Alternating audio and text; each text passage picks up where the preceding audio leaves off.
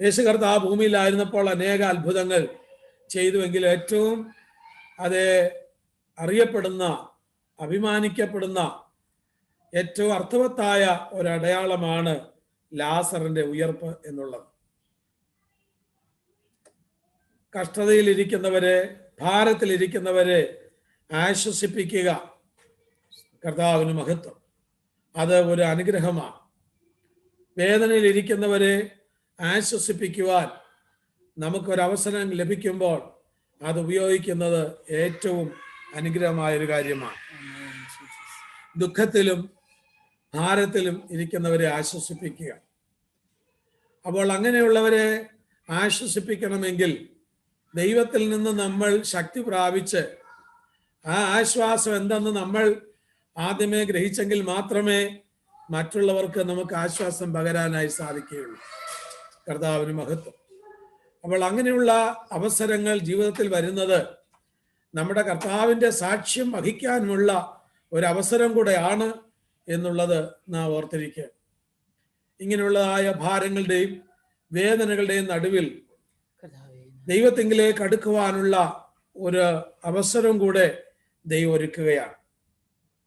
ഇവിടെ ബേഥാന്യയിൽ യേശു കർത്താവ് സ്നേഹിച്ച ഒരു ഭവനത്തിൽ നടന്ന ഒരു പ്രതിസന്ധി.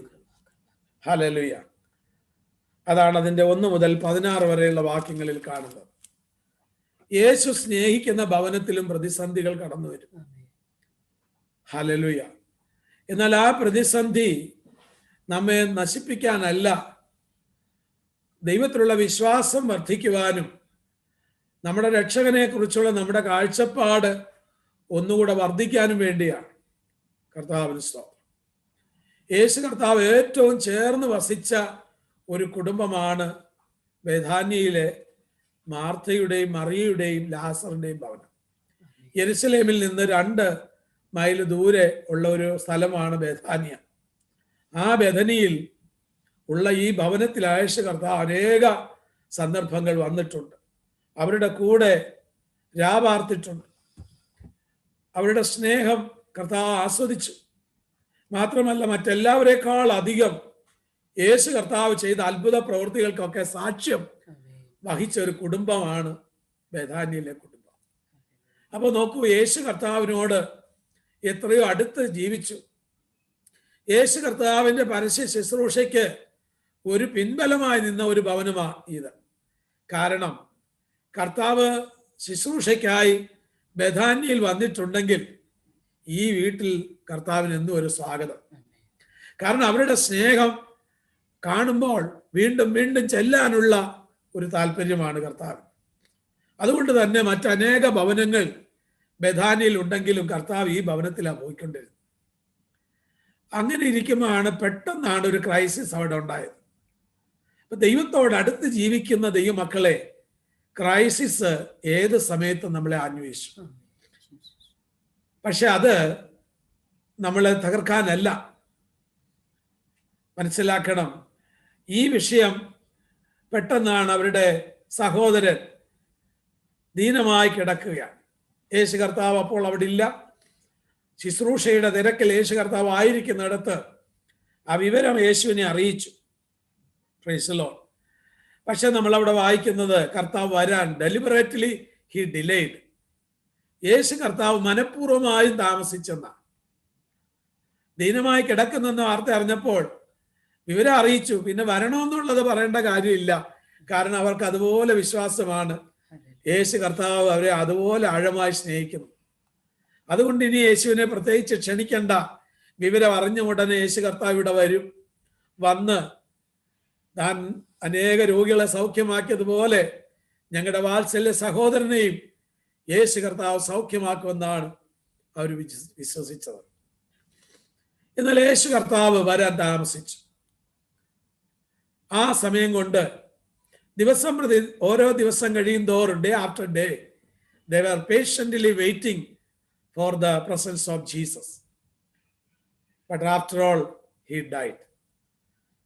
യേശു കർത്താവ് ലാസർ മരിച്ച് അടക്കം ചെയ്ത് 4-ാം ദിവസമാണ് അവിടെ വരുന്നത്. കർത്താവിന് മഹത്വം. എന്നാൽ നാം മനസ്സിലാക്കണം, എന്തുകൊണ്ട് കർത്താവ് താമസിച്ചു? ഹല്ലേലൂയ. യേശു ബേഥാന്യ ഗ്രാമത്തിലേക്ക് ചുവടുകൾ വെച്ച ഉടനെ മാർത്ത അറിഞ്ഞു. ഓടി അവൾ യേശു കർത്താവിന്റെ കാൽക്കൽ വന്നു വീണു. ഗുരു, അങ്ങിവിടെ ഉണ്ടായിരുന്നെങ്കിൽ എൻ്റെ സഹോദരൻ മരിക്കില്ലായിരുന്നു. കർത്താവിന് സ്തോത്രം. അതാണ് അതിൻ്റെ 17 മുതലുള്ള വാക്യങ്ങൾ നമ്മൾ കാണുന്നത്. യേശു കർത്താവ് നമ്മുടെ പ്രതിസന്ധിയിൽ നമ്മളോട് ആർദ്രത കാണിക്കുന്ന നാഥനാണ്, മനസ്സലിവ് കാണിക്കുന്ന ദൈവമാണ്. ഹല്ലേലൂയ.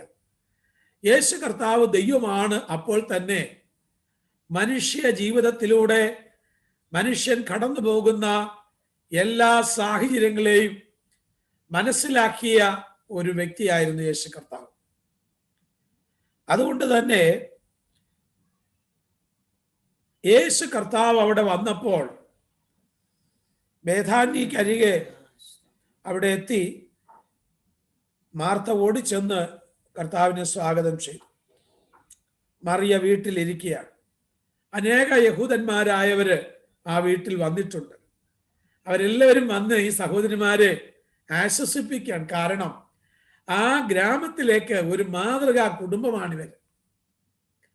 കർത്താവിന് വേണ്ടി വളരെ അധ്വാനിക്കുക മാത്രമല്ല, സമൂഹത്തിലുള്ളവരെയും അവർ ആഴമായി സ്നേഹിച്ചു. അയൽവാസികളോട് അവർ വളരെ ബഹുമാനം. അതുകൊണ്ട് തന്നെ മരണം സംഭവിച്ച് 4 ദിവസമായിട്ടും ആ വീട്ടിൽ ആളുകൾ വന്നുകൊണ്ടിരിക്കുകയാണ്. കർത്താവിന് മഹത്വം. അവരെല്ലാം വന്ന് അവരെ ആശ്വസിപ്പിക്കുകയാണ്. പ്രിയമുള്ളവരെ, കഷ്ടങ്ങളിലും പ്രയാസങ്ങളിലും പ്രതിസന്ധിയിൽ ഇരിക്കുന്നവരെ നമുക്കൊന്ന് പോയിരുന്നൊന്ന് അവർക്കൊരു സാന്നിധ്യം കൊടുക്കാൻ കഴിഞ്ഞാൽ അതൊരു ആശ്വാസമാണ്. അതുകൊണ്ട് തന്നെയാണ് ഈ യഹൂദന്മാര് പലരും അവിടെ വന്നത്. അപ്പോൾ യേശു കർത്താവിനും മനസ്സലിവുണ്ടായി. മനസ്സലിവുണ്ടായിട്ട് ചോദിക്കുകയാണ്, അവനെ വെച്ചത് എവിടാ? Praise the Lord. കർത്താവിന് മഹത്വം. ഉടനെ അവര് പറയുന്നുണ്ട്, അയ്യോ അങ്ങോട്ട് പോകണ്ട, കാരണം അത് നാറ്റം വെച്ച് തുടങ്ങി. Praise the Lord. ശരീരം 4 ദിവസമായല്ലോ, ശരീരം അഴുകാൻ തുടങ്ങിക്കാണും. അതുകൊണ്ട് അതിൻ്റെ ഫൗൾ സ്മെല്ലുണ്ട്, അങ്ങോട്ട് പോകണ്ട എന്ന് പറയുകയാണ്. കർത്താവ് മാർത്തയോട് പറയുകയാണില്ല. യേശുവോട് പറഞ്ഞ വിജയത്തിന്റെ സാക്ഷ്യമാണ് നമ്മുടെ കർത്താവ്. ഹല്ലേലൂയ. അതേ, മരണം കൊണ്ട് തീരുന്നതല്ല, അവൻ മരണത്തെ അതിജീവിക്കുവാൻ കഴിവുള്ളവനാണ്. അതിൻ്റെ മേൽ ഒരു മഹാജയം തരുവാൻ കഴിയുന്നവനാണ് നമ്മുടെ കർത്താവ്.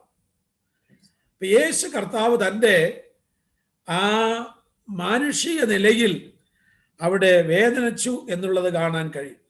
അത് എബ്രായ ലേഖനത്തിൽ നമുക്ക് കാണാൻ സാധിക്കുന്നു. അതിൻ്റെ 2-ാം അധ്യായത്തിൻ്റെ 14-15 വാക്യങ്ങൾ വായിക്കുമ്പോൾ, 4-ാം അധ്യായത്തിന്റെ 15-ാം വാക്യത്തിൽ അവിടെ കാണുന്നു, നമുക്കുള്ള മഹാപുരോഹിതൻ നമ്മുടെ ബലഹീനതകൾ സഹതാപം കാണിപ്പാൻ കഴിയാത്തവനല്ല, പാപം ഒഴികെ സർവത്തിലും നമുക്ക് തുല്യമായി പരീക്ഷിക്കപ്പെട്ടവൻ. അപ്പൊ നമുക്ക് സകലത്തിലും തുല്യമായി പരീക്ഷിക്കപ്പെട്ടവനാണ് നമുക്കുള്ളത്. നാം കടന്നു പോകുന്ന വേദനകളെല്ലാം നമ്മുടെ കർത്താവ് മുന്നമേ കടന്നുപോയതാണ്. അപ്പൊ യേശു കർത്താവ്, ഹല്ലേലൂയ, ആ മാനുഷിക ആ മനസ്സലിവും ആർദ്രതയും ആ കുടുംബത്തോട് കാണിക്കുകയാണ്.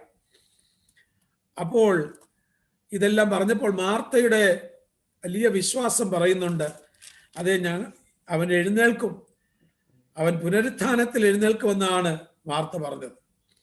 യേശുവോട് പറഞ്ഞ വാക്കാണ് നമ്മൾ വായിച്ചത്, ഞാൻ തന്നെ പുനരുത്ഥാനവും ജീവനുമാകുന്നു. ഹല്ലേലൂയ. എന്നിൽ വിശ്വസിക്കുന്നവൻ മരിച്ചാലും ജീവിക്കും. ജീവിച്ചിരുന്ന എന്നിൽ വിശ്വസിക്കുന്നവൻ ആരും ഒരു നാളും മരിക്കുകയില്ല. ഇത് നീ വിശ്വസിക്കുന്നുവോ എന്ന് പറഞ്ഞ് അവളോട് ധൈര്യപ്പെടുത്തുകയാണ്. അപ്പോൾ യേശു അവിടെ വന്ന് മാർത്തയുടെ വിശ്വാസം ഒന്നുകൂടെ വർദ്ധിപ്പിക്കാനും യേശു കർത്താവിൻ്റെ അത്ഭുത ശക്തിയുടെ കാഴ്ചപ്പാട് ഒന്നുകൂടെ വലുതാക്കി അവളെ മനസ്സിലാക്കുവാനുമായിട്ടാണ് ഈ വിഷയത്തിൽ കർത്താവ് വരാൻ താമസിച്ചത്. നമ്മുടെ ജീവിതത്തിലും ചില വിഷയങ്ങൾ, വിടുതലുകൾ വെളിപ്പെടുവാൻ താമസിക്കുന്നത് യേശു കർത്താവിലുള്ള വിശ്വാസം വർദ്ധിക്കുവാനും ഇതുവരെയും നമ്മുടെ കർത്താവിനെ കുറിച്ചുള്ള നമ്മുടെ കാഴ്ചപ്പാട്, നമ്മുടെ നിലപാട്, നമ്മുടെ ചിന്താഗതികൾ ഒന്നുകൂടെ വളർത്തിയെടുക്കുവാൻ, വിശാലമായ തലത്തിലേക്ക് കൊണ്ടുവരുവാൻ കർത്താവ് നമ്മെ ചില ശോധനയിലൂടെ കടത്തിവിടുന്നുണ്ട്. കർത്താവിന് മഹത്വം. അങ്ങനെ നമ്മൾ അവിടെ വായിക്കുന്നത് അവരുടെ കൂടെ കർത്താവ് കടന്നു പോവുകയാണ്. മാർത്ത ചെന്ന് സഹോദരിയായ മറിയയും വിളിച്ചു. മറിയയും വന്ന് യേശുവിൻ്റെ കാൽക്കൽ വീണ് അവനെ നമസ്കരിച്ചു. അങ്ങനെ ഇവർ രണ്ടുപേരും കല്ലറയ്ക്കലേക്ക് പോകുന്നത് കണ്ട് യഹൂദന്മാരും അവളെ അനുഗമിക്കുകയാണ്. നമ്മൾ അവിടെ വായിക്കുന്നു, അതിൻ്റെ 35-ാം വാക്യം വായിക്കുമ്പോൾ യേശു കണ്ണുനീര് വാർത്തു. ഈ വന്ന സഹോദരിമാരുടെ പ്രയാസം, അവരുടെ സങ്കടം, അവരുടെ സഹോദരന്റെ വേർപാടിൽ അവർക്ക് താങ്ങാൻ വയ്യാത്ത ദുഃഖം, പ്രൈസ് ദി ലോർഡ്, യഹൂദ അവരെ ആശ്വസിപ്പിക്കാൻ വന്ന യഹൂദന്മാരുടെ നിലവിളി, ഇതെല്ലാം കൂടെ കണ്ടപ്പോൾ മാനുഷിക നിലയിൽ നമ്മുടെ കർത്താവിന്റെ ഹൃദയം അലിഞ്ഞു. Praise the Lord. ഇന്ന് രാത്രി പ്രിയ ദൈവ പൈതലേ, നമ്മുടെ കർത്താവിന്റെ ഹൃദയം അലിയുകയാണ്. നിന്നോട് നിന്റെ വേദനയുടെ നടുവിൽ, സങ്കടങ്ങളുടെ നടുവിൽ, കഷ്ടങ്ങളുടെ നടുവിൽ, ബുദ്ധിമുട്ടുകളുടെ നടുവിൽ, ഹല്ലേലൂയ, ഭാരങ്ങളുടെ നടുവിൽ, നിന്റെ ഏകാന്തതയുടെ നടുവിൽ, ഹല്ലേലൂയ, എല്ലാം നഷ്ടപ്പെട്ടവരുടെ നടുവിലും അതെ നീ വേദനപ്പെടുന്നതിനോടൊപ്പം വേദനിക്കുന്ന ഒരു കർത്താവ് നമ്മളോട് കൂടെയുണ്ട്. Praise the Lord. യേശു കർത്താവ് കരഞ്ഞത് 3 അവസ്ഥയിലാണ്. ഒന്ന് ഇവിടെയാണ്, ലാസറിന്റെ കല്ലറയ്ക്കൽ മാർത്തയും മറിയയും അവരെ ആശ്വസിക്കാൻ വന്ന യഹൂദന്മാരും കരയുന്നത് കണ്ടപ്പോൾ യേശു കർത്താവ് ഉള്ളം നൊന്ത് കലങ്ങി. Praise the Lord. അവൻ കരഞ്ഞു. രണ്ടാമത് കർത്താവ് കരഞ്ഞത് യെരുശലേമിനെ നോക്കിക്കൊണ്ടാണ്. മത്തായി സുവിശേഷം 27-ാം അതിൻ്റെ ലൂക്കോസിന്റെ സുവിശേഷം 19-ന്റെ-41 കാണുന്നു, യെരുശലേമിനെ നോക്കി കർത്താവ് കരഞ്ഞു. മൂന്നാമത് കർത്താവ് കരഞ്ഞത് മത്തായി 27-ന്റെ-50 ക്രൂശിൽ കടന്നുകൊണ്ട് കർത്താവ് ഉറക്കെ കരഞ്ഞു. ഈ 3 സന്ദർഭങ്ങളിലാണ്. ഇതിലേറ്റവും മാനുഷിക നിലയിൽ നാഥൻ ജനത്തോടുള്ള ബന്ധത്തിൽ കരഞ്ഞൊരു കാഴ്ചയാണ് മാർത്തയുടെയും മറിയയുടെയും സങ്കടത്തിൽ അവൻ കരഞ്ഞത്. കർത്താവിന് സ്തോത്രം. എന്നാൽ യേശു കർത്താവ് മരണത്തെ ജയിക്കുന്നവനാണ്. അതാണ് ഇവിടെ കർത്താവ് തെളിയിച്ചത്. കർത്താവിന് മഹത്വം. യേശു കർത്താവ് മരണത്തിന്റെ മേൽ ജയം കൊണ്ടാടിയവനാണ്. അതതിൻ്റെ 38 മുതൽ 44 വരെയുള്ള വാക്യങ്ങളിൽ നമുക്ക് കാണാൻ സാധിക്കും. കർത്താവിന് സ്തോത്രം. അപ്പോൾ ആ വന്നവരൊക്കെ അവരുടെ സങ്കടത്തിൽ, ആ വേർപാടിന്റെ ദുഃഖത്തിൽ അവരെ ആശ്വസിപ്പിച്ച് കടന്നു പോകാൻ വന്നാണെങ്കിലും യേശു വന്ന് ഒരാശ്വാസ വാക്ക് പറഞ്ഞേച്ചു പോകാനല്ല, പ്രശ്ന പരിഹാരം തരാനാണ് യേശു വന്നത്. എന്തവിടെ നഷ്ടപ്പെട്ടുവോ അതിനെ മടക്കി കൊടുക്കാനാണ് എൻ്റെ യേശു വന്നത്. ഇന്ന് രാത്രി പ്രിയ ദൈവ പൈതലേ, അത് നമ്മുടെ നാഥൻ നമ്മുടെ അരികിൽ വന്നാൽ അവൻ ചില വാക്കുകൾ പറഞ്ഞേച്ചു പോവുകയല്ല, നിനക്ക് നഷ്ടമായതിനെ അവൻ മടക്കി തരാൻ അവൻ വന്നവനാണ്. Hallelujah, hallelujah. അതേ ചിലത് നഷ്ടപ്പെട്ടത്, അതേ ചിലത് കാലഹരണപ്പെട്ടു പോയതിനെ മടക്കി തരുവാൻ എൻ്റെ യേശു കർത്താവ് ആഗ്രഹിക്കുകയാണ്. കർത്താവിന് സ്തോത്രം. അതേ നമ്മളവിടെ കാണുന്നു. അങ്ങനെ നോക്കിയപ്പോൾ അവിടെ കണ്ട കാഴ്ച, കൊരിന്ത്യ ലേഖനം 1-ാം ലേഖനം അതിൻ്റെ 15-26 അതേ നമ്മൾ വായിക്കുന്നു, അതേ സകലത്തിൻ്റെ മേലും മരണത്തിൻ്റെ മേൽ അധികാരം പ്രാപിച്ച നമ്മുടെ കർത്താവായ യേശു ക്രിസ്തു, ഹല്ലേലൂയ, അത് ഒടുക്കത്തെ ശത്രുവായിട്ട് എന്ത് ചെയ്യുകയാണ്? മരണം. നമ്മൾ ജനിക്കുന്ന നിമിഷം മുതൽ ശത്രു ഇങ്ങനെ ബിന്ദു വെറ്റുകയാണ്. പക്ഷെ ആ ശത്രു മാറിപ്പോകുന്നത് മരണത്തോടു കൂടെയാണ്. അവനെ പരാജയപ്പെടുത്തുക, ഹല്ലേലൂയ, ആ ശത്രുവിനെ കീഴ്പ്പെടുത്തുകയാണ് കർത്താവിന് മഹത്വം.